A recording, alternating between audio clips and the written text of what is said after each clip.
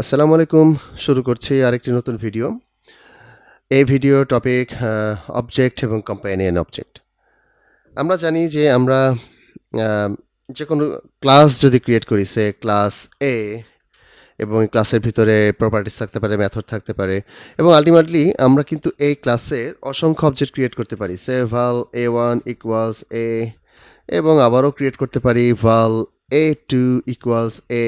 যতক্ষণ পর্যন্ত আমার মেমোরি সাপোর্ট করে ততক্ষণ পর্যন্ত আমি কিন্তু এই ক্লাসের অবজেক্ট অসংখ্য অবজেক্ট ক্রিয়েট করতে পারি। এই ক্লাসটা যদি অ্যাবস্ট্রাক্ট হতো তাহলে এই ক্লাসের অবজেক্ট ক্রিয়েট করা যেত না, অর্থাৎ একটা অবজেক্টও ক্রিয়েট করা যেত না।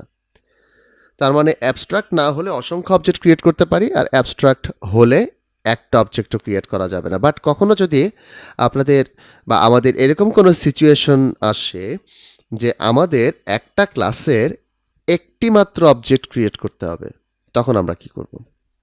যেমন আমাদের হাতে একটি ক্লাস রয়েছে। আমি আপনাকে বললাম যে আমি যখন এই ক্লাস এর অবজেক্ট ক্রিয়েট করব, তখন আমি চেক করব যে এই ক্লাসের অবজেক্টটা আগে কখনো ক্রিয়েট করা হয়েছিল কিনা। যদি ক্রিয়েট হয় তাহলে সেটাই ব্যবহার করব, নতুন করে আর অবজেক্ট ক্রিয়েট করা হবে না, অর্থাৎ একটা অবজেক্ট একবারই ক্রিয়েট করা হবে। জাভাতে যারা জাভা প্রোগ্রামিং ল্যাঙ্গুয়েজ থেকে এসেছেন বা এক্সপেরিয়েন্স আছে তারা জানেন যে এই ধরনের অবজেক্টকে সিঙ্গেলটন প্যাটার্ন বা সিঙ্গেলটন অবজেক্ট বলা হয়ে থাকে। সাধারণত আমরা দেখা যায় যে সফটওয়্যার ডেভেলপমেন্ট বা অ্যাপ ডেভেলপমেন্ট করার সময় কিছু কিছু ক্লাস আছে যে ক্লাসগুলোর অবজেক্ট আমরা চাই যে সেগুলো যেন একবারই ক্রিয়েট হয়, বারবার যেন ক্রিয়েট না হয়। যেমন আমার একটা ডাটাবেজ নামে একটা ক্লাস থাকতে পারে, সে ক্লাস ডাটাবেজ, এবং এই ডাটাবেজের ভিতরে হয়তো বা এই ডাটাবেজের ভিতরে হয়তো একটা মেথড থাকতে পারে যে ফান কানেক্ট, অর্থাৎ ডাটাবেজে কানেক্ট করার জন্য, এবং প্রয়োজনীয় কোডগুলো এখানে থাকতে পারে। এবং ডাটাবেজের ভিতরে হয়তো অনেক প্রপার্টিজ ডিক্লেয়ার করা থাকতে পারে, এবং ডাটাবেজের ভিতরে হয়তো বা এমন কোনো মেথড বা কিছু থাকতে পারে যেটার অবজেক্ট, হ্যাঁ, ডাটাবেজ ক্লাসটা অনেক হেভি হতে পারে, অ্যাসিনক্রোনাস ফাংশনালিটিস থাকতে পারে। অর্থাৎ যেটা বলতে চাচ্ছি যে এই ডাটাবেজের অবজেক্ট ক্রিয়েট করলে মেমোরিতে বেশ কিছু জায়গা খরচ হতে পারে, কারণ ডাটাবেস ক্লাসে অনেক কিছু ইনিশিয়ালাইজের অনেক প্রপার্টিস থাকতে পারে, এটসেট্রা এটসেট্রা। সো আমি কখনোই চাইবো না যে এই ডাটাবেস ক্লাসের অবজেক্ট বিভিন্ন জায়গায় ছড়ানো ছিটানো থাকুক, একাধিক অবজেক্ট ক্রিয়েট হোক। আমি চাই যে এই ডাটাবেসের জন্য একটি অবজেক্টই সবসময় ক্রিয়েট হয়, ওকে, দ্বিতীয় যেন অবজেক্ট কোনো ক্রিয়েট না হয়। তো এই ধরনের কেসে যদি জাভা হতো, আমরা সিঙ্গেলটন প্যাটার্নে যেতাম, কনস্ট্রাক্টরটা প্রাইভেট রাখতাম, একটা একটা ফ্যাক্টরি মেথড রেখে দিতাম বা একটা স্ট্যাটিক মেথড রেখে দিতাম। কটলিনে তেমন কিছুই করতে হয় না, আপনি শুধুমাত্র ক্লাসটাকে অবজেক্টে কনভার্ট করে ফেলেন, অর্থাৎ অবজেক্ট কিওয়ার্ডটা ব্যবহার করেন। সো এটা হয়ে গেল একটি অবজেক্ট, অর্থাৎ ডাটাবেজের একটি অবজেক্ট, এবং যার ভিতরে কানেক্ট নামের মেথড আছে এবং অন্যান্য কিছুও থাকতে পারে। সো আমি যদি এখন এই কানেক্ট মেথডটা কল করতে চাই, আমাকে সিম্পলি ক্লাসের নাম দিতে হবে, তারপরে কানেক্ট মেথডটা কল করব, ওকে।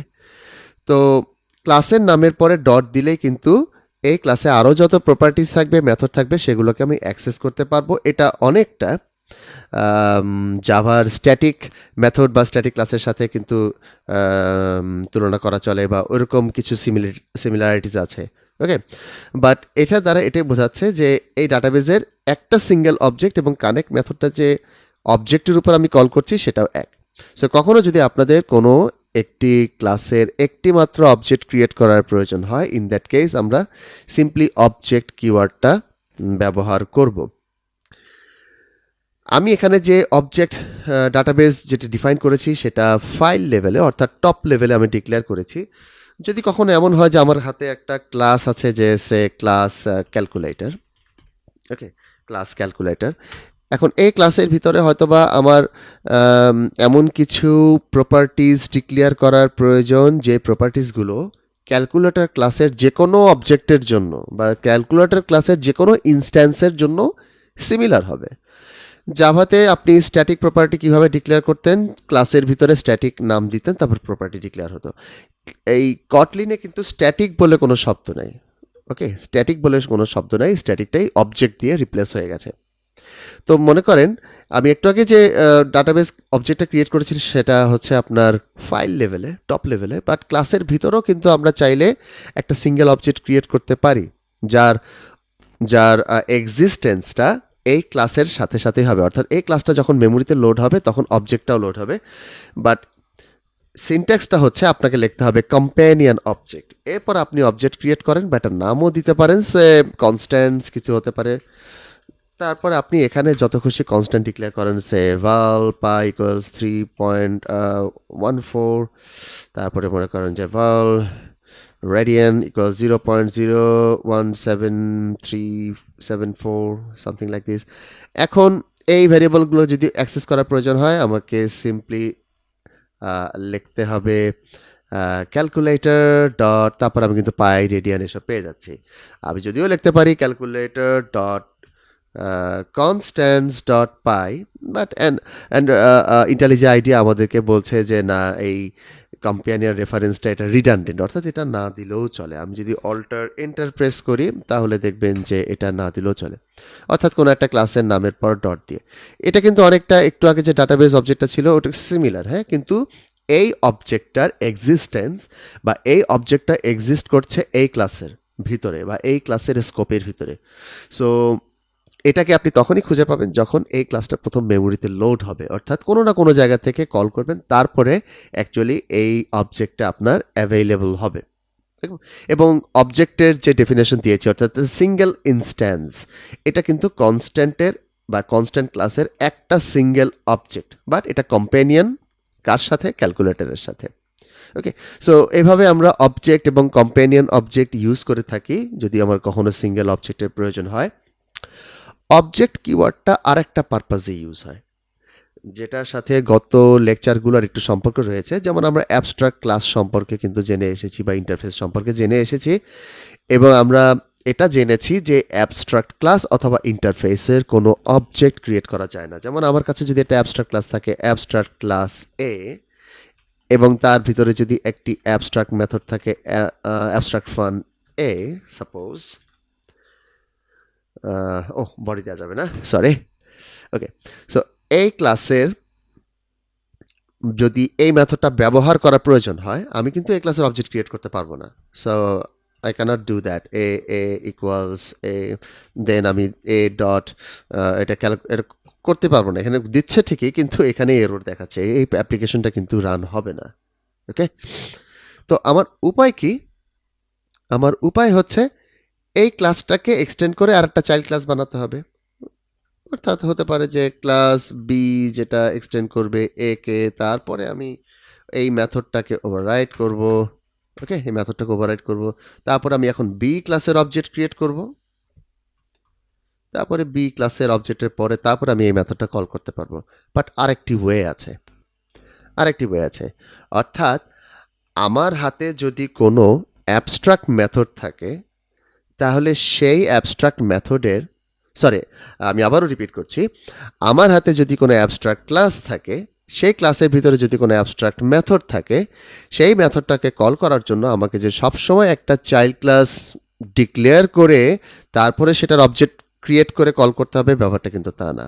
যেমন আমি এখানে একটি ছোট্ট কাজ করছি, সেটা হচ্ছে সে আমি লিখছি val a, যেটা টাইপ হচ্ছে এ, বাট দেখেন আমি এখন একটা সিনট্যাক্স লিখবো বা আমি কিছু লিখবো অবজেক্ট এ, এবং জাস্ট লাইক দিস। ওকে, অনেক কিছু ফ্যামিলিয়ার, কিন্তু সিনট্যাক্সটা একটু গোলমেলে, একটু এলোমেলে, একটু এলোমেলো টাইপের। ব্যাপারটা কি দাঁড়াচ্ছে এখানে? ব্যাপারটা হচ্ছে অবজেক্ট কিওয়ার্ডটা আমরা এখানে দেখতে পাচ্ছি, এটাই হচ্ছে ব্যাপার। দ্বিতীয় ব্যাপার হচ্ছে এখানে ওভাররাইড শব্দটা আমরা দেখতে পাচ্ছি।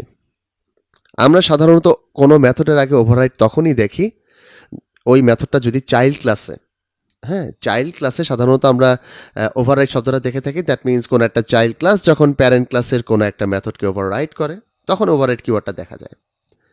দ্যাট মিনস সামহাউ, যেহেতু ওভাররাইড কিওয়ার্ডটা দেখা যাচ্ছে মেথডের আগে, তাহলে সামহাউ এই মেথডটা এই ক্লাসের কোনো একটা চাইল্ড ক্লাসের মধ্যে এক্সিস্ট করছে, কিন্তু এখানে কোনো ক্লাস কিন্তু ক্রিয়েট করা হয়নি, কোনো নাম দিয়ে কোনো ক্লাস কিওয়ার্ড নেই, কোনো নাম দেওয়া হয় নাই, কিন্তু মেথডটা কিন্তু ওভাররাইড হয়ে গেছে।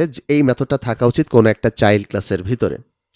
ওয়েল, এখানে অবশ্যই চাইল্ড ক্লাস আছে, এবং এই হচ্ছে চাইল্ড ক্লাসের বডিটা। একটা ক্লাসের যেমন বডি থাকে, এই হচ্ছে চাইল্ড ক্লাসের বডি।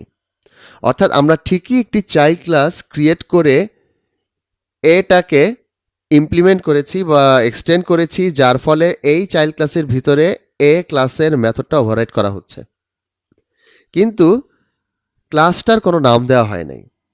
সো এটাকে আমরা অ্যানোনিমাস ক্লাস বলতে পারি, অর্থাৎ যে ক্লাসের কোনো নাম নেই। মোস্ট ইম্পর্টেন্টলি, এই যে চাইল্ড ক্লাসটা ক্রিয়েট হলো, এই চাইল্ড ক্লাসের অবজেক্টকেই এই অবজেক্ট দ্বারা ডিনোট করা অর্থাৎ এই চাইল্ড ক্লাসের অবজেক্টটাই হচ্ছে এই অবজেক্ট। সো এই অবজেক্টটাই অ্যাকচুয়ালি ইন্ডিকেট করছে এই চাইল্ড ক্লাসকে। ওকে, সো এখানেও অবজেক্ট কিওয়ার্ডটা চলে এসেছে, এবং অবজেক্ট এই কিওয়ার্ডটা আমরা এখানেও ব্যবহার করতে পারি যদি আমার কোনো একটা ইন্টারফেস অথবা অ্যাবস্ট্রাক্ট ক্লাসের একটা ইনস্ট্যান্স দরকার হয়। অর্থাৎ আমি চাচ্ছি না আমি কোনো চাইল্ড ক্লাস নাম দিয়ে ক্রিয়েট করব, তারপরে অ্যাবস্ট্রাক্ট ক্লাসটাকে এক্সটেন্ড করব অথবা ইন্টারফেসটাকে ইমপ্লিমেন্ট করব। I don't want to do that.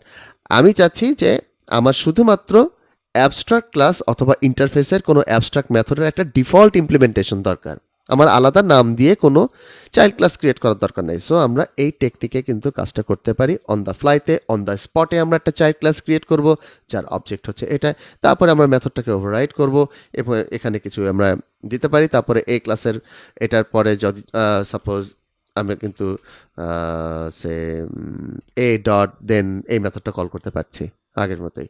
ওকে, আমি যদি এখান থেকে কোনো কিছু প্রিন্ট দেই তাহলে সেটাই আউটপুটে আসবে, সে হ্যালো সামথিং। ওকে, চাইলে আপনারা রান করে দেখতে পারেন, আউটপুট কিন্তু এটাই আসবে। সো অবজেক্ট, দ্যাট মিনস একটা সিঙ্গেল অবজেক্ট যদি কখনো ক্রিয়েট করার প্রয়োজন হয় তাহলে আমরা অবজেক্ট কিওয়ার্ডটা ব্যবহার করি। সেম জিনিসটা যদি কোনো ক্লাসের ভিতরে ডিক্লেয়ার করি সেটা হয়ে যাবে কম্প্যানিয়ন অবজেক্ট। এবং যখন আমাদের কোনো অ্যাবস্ট্রাক্ট ক্লাস বা ইন্টারফেসের অবজেক্ট ক্রিয়েট করার প্রয়োজন ইনস্ট্যান্স অর্থাৎ অন দ্য স্পটে, নতুন কোনো চাইল্ড ক্লাস নাম দিয়ে ক্রিয়েট করার বদলে, তাহলে আমরা ইনস্ট্যান্স চাইল্ডটা ডিক্লেয়ার করে সেটাকে অবজেক্টের মধ্যে ডিনোট করতে পারি। সো এই ছিল অবজেক্ট, কম্পেনিয়ন অবজেক্ট এবং অবজেক্টের ব্যবহার। ইনশাল্লাহ নেক্সট ভিডিওতে আমরা কিছু স্পেশাল ক্লাস নিয়ে আলোচনা করব, যেটা কটলিনে বেশ একটা ডাইমেনশন অ্যাড করে এই ক্লাসগুলো, বা এই ক্লাসগুলো ব্যবহার করলে আমাদের ডেভেলপমেন্ট বা লাইফ ইজি হয়ে যায়। পাশাপাশি কিছু মেথড আছে যে মেথডগুলো ইউজ করে আমরা কোনো একটা ক্লাসে একটা ফিচার অ্যাড করতে পারি, যে ক্লাসটার কন্ট্রোল হয়তো বা আমাদের হাতে নেই। ওকে, সো টুকটাক এই জিনিসগুলো আমরা দেখার চেষ্টা করবো। সো দেখা হচ্ছে পরবর্তী ভিডিওতে।